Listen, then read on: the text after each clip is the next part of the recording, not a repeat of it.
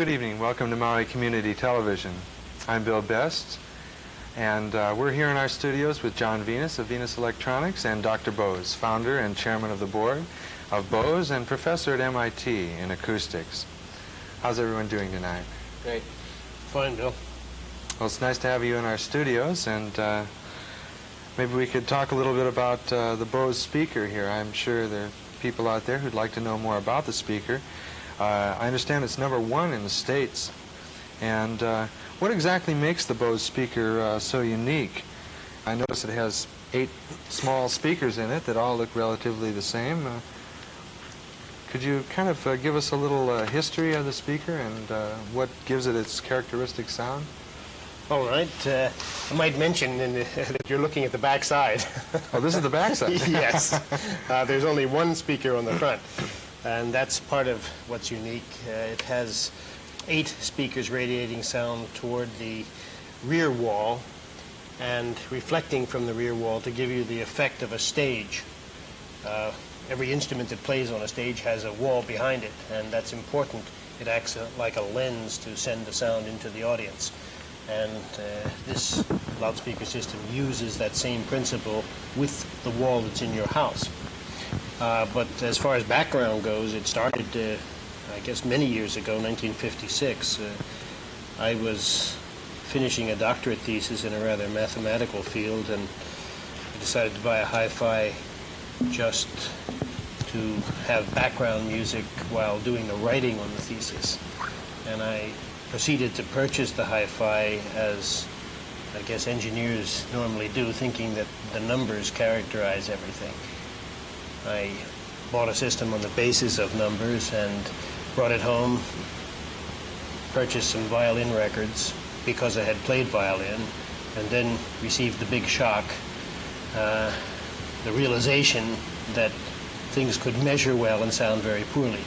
And that became like a puzzle which someone dropped on my lap, and I found that more and more I was spending time wondering about this problem, and finally I decided to do research in that, and that started in '56 and really is still going on. So this, of course, this speaker is not only used in the home, but it's also used by musical groups. Do they also turn the speaker towards the wall? No, the model that's used by the musical groups has a front that looks much like this instead of the rear. And the difference is that when a group is using the speaker, they are the source of the sound, projecting it to the audience. The function of a loudspeaker in the home is not to present a source as if the source were in your living room, but to give you more of the sensation that you are in a live performance. And so it's supposed to create the correct ambience and the correct spatial properties, and that's why you use the combination of direct and reflected sound for the home, whereas you project only with direct sound for performers. The speaker that's on your right there is used mostly by performers. Well, I've heard the speaker in use by a few musical groups, and one of the things that I found quite unique about it was it had a great clarity and a great deal of projection, and yet when you stood close to it, it wasn't piercing. That's rather remarkable, because I played in a few musical groups, and you can practically go deaf in a musical group, and yet with a speaker system like this, it's a lot more mellow. I think it's a lot easier on the average musician's ears. John, you sell the Bose speakers here at Venus Electronics. What is it that makes the Bose speaker so remarkable as far as, as compared to other speaker systems in the home? Well, we found that the size has quite a factor here in Maui, since a lot of people that live in apartments, the size factor of the speaker itself and the sound it can put out, it's a small speaker and yet it puts out a big sound. And that's a real good selling point to a lot of people. With musicians, the professional speakers, a lot of musicians have to move their speakers and their equipment in and out of their cars. and they can carry 2 speakers in their Volkswagen Yeah, and their mixer that's true. board and stuff, and it's real remarkable that way. Dr. Bose, how did this all start for you? I mean, you mentioned that you took a stereo system home to listen to violin music, but when you were a child, were you a tinkerer, or were you very inventive as a child? I guess that would be correct. I was always involved in all sorts of electronic things from an early age, and I guess probably led to the strong desire I had, even as a child, to go to MIT and study electronics, to learn the theory behind the things that I used to play with. I had a radio and TV service business when I was in high school, and then closed that to go on to college to understand the basic theory behind all of this. I see.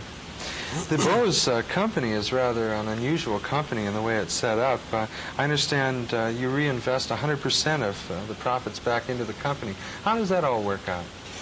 Well, the company was founded in 1960. Let's see, just in August 1964. It was founded by people, all of us had degrees in the scientific side. There were no business people involved at that time in it. And so our strong interest was in research and engineering. And we were anxious to invest as much money as we could in that.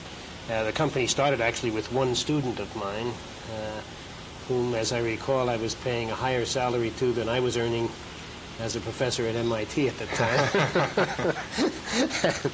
And we did work for Atomic Energy Commission, NASA, Department of Transportation, Armed Forces on electronics research. At the same time, we were working on our own, I might say the night shift if you wish, to take the theories that we had learned about physical acoustics and psychoacoustics and try to bring them into a product. And that took 4 years to do, and the first product was introduced in 1968.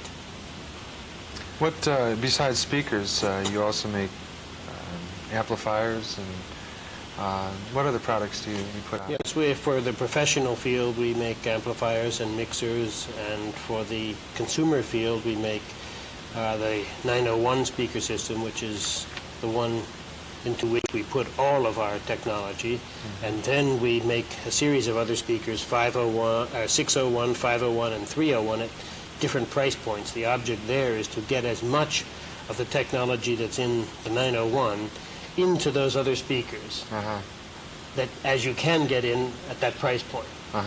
And then we have just now introduced 2 new receivers on the market, one being a very unusual one which can control the spatial properties of the radiation of this unit. It's the first time that's been done in any form of consumer electronics. And I guess I shouldn't say, but if we look a little bit in the future, few months, we will be introducing a product that's just coming out of research now, which is in the field of automobile stereo. Oh, is that right? Yes. What are some of the other innovations that are coming out in the future? Well, that's it. Can you give us a glimpse at some of the... I'm afraid I might get fired if I say too much about the future here. Because the Bose company seems to be definitely on the threshold of the future as far as innovations in acoustic design. And I think we, more than any other company, do emphasize heavily research.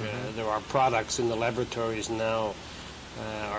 I don't know whether I can call them products. I can call them projects, some of which, one I'm thinking of right now, has been in there for 5 years and not one system has ever been played yet. To give you an idea of the kind of new technology that one gets involved with, that you have to solve so many problems before you can even build one unit. So I don't like to say things too much about new products because some of them never occur. As far as we're concerned, a project is not research if you know you can do it. Then it becomes engineering. So all of the things that we have in research, we have to say have only a reasonable probability that they will come out. Many of them go into the wastebasket after many years. The knowledge you gain from them may, of course, be key to the generation or creation of the next product. So I won't say too much about the future. Well, in research, you do both research in physical and psychoacoustics. I think we're all familiar with physical acoustics, but what is psychoacoustics?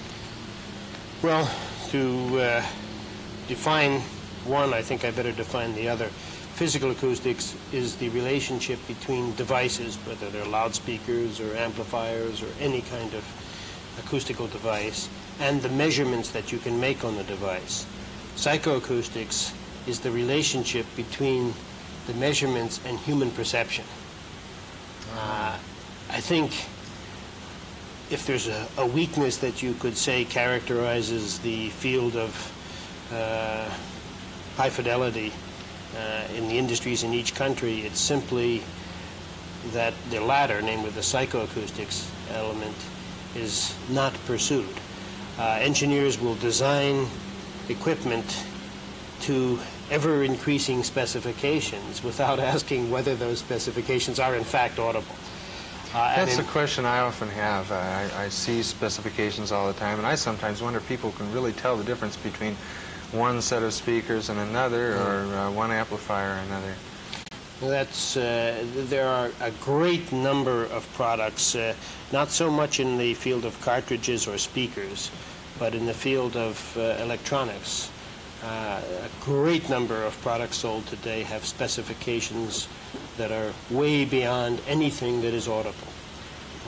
People are working on distortions that go down to 0.001%, and you can't hear even 0.1%. So that's where psychoacoustics comes in. It tells you which specifications you ought not to pursue, and it also discovers for you new measurements that are related to human perception that perhaps we haven't been making at all in the past. I see.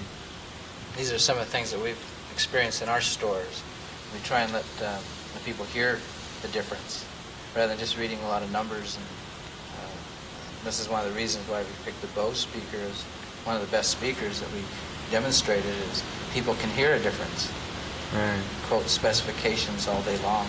I think that's really important. That's what a retail store should do. It should let the customer hear what the products can do, and the customer should make his decision upon what he hears rather than upon what he reads, because A, he usually doesn't know enough to interpret the specifications, and B, specifications often aren't meaningful. Right. Sometimes your ear makes you spend the extra money. If you can hear it, and you're going to spend a little more money. If you can't hear it, then you don't have to spend as much money. Right, and you shouldn't. That's right. Although I do find that when given a good demonstration, many people who think that they could not hear something really can when it's pointed out to them. And then once that is pointed out, they get much more enjoyment from their music. So a store that does that kind of thing is, I think, doing a great service for the consumer. Well, we've experienced that with people who come in and say, well, I don't know anything about hi-fi, so it's not going to make any difference. But like you say, they do know enough because their ear's going to tell them. That's right. I've heard that many times, and then you play something with symbols in it, and you see their eyebrows go up, and you realize that they have appreciated that they never heard that before on any kind of reproduced sound. And their ear just wasn't trained to zero in on it. It's much, John, like looking at a picture. If an amateur looks at a picture, he says, oh, that's nice. And then a professional comes along and says, but look at the interesting shadow from the trees, how it falls upon the ground, and particularly look how it reflects on the water. And the layman then gets a much finer appreciation suddenly of the same picture. And he can go on and appreciate other pictures in that manner. So it is with sound. Well, this has been awfully interesting talking with you, Dr. Bose and John Venus. And we hope you'll come back and share some more of your knowledge with us real soon. And we do hope that you'll enjoy your stay here on Maui as well. Thanks, Thank you Bill. so much. Thank you. Thank you, John. And thank you for all watching This is Bill Best in our studios at Maui Community Television.